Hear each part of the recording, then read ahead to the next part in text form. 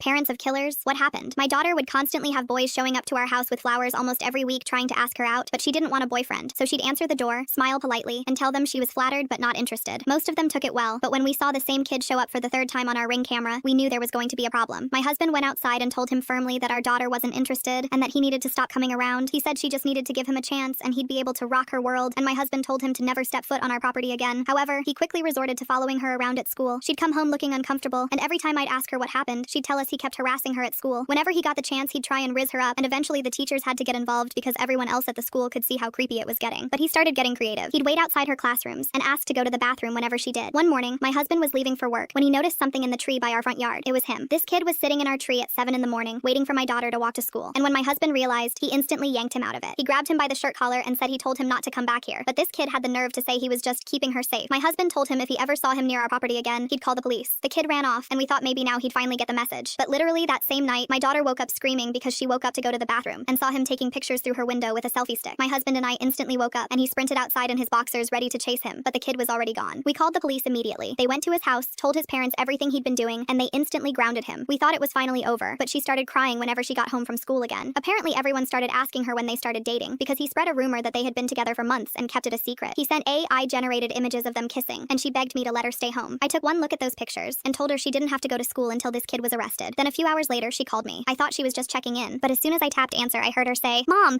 please come home, Mom. I'm so scared I don't know what to do." She was crying her eyes out and could barely form a sentence. "Baby, what happened?" But when I got home and saw the police there, I knew it was bad. Apparently, since everyone was convinced they were dating, he thought she would finally give in, so he broke into our house after he waited for me to leave for work. He walked through our house calling out for her, saying he'd only hurt her if she resisted. Then, she finally found her in her room. What he didn't know, however, was that I had taught her how to defend herself. He was gonna try and force his way onto her, but as soon as he did, he felt a sharp pain in his stomach. She had been hiding a large kitchen knife under a pillow in front of her, and he unknowingly leaned right into it. The ambulances didn't get there in time.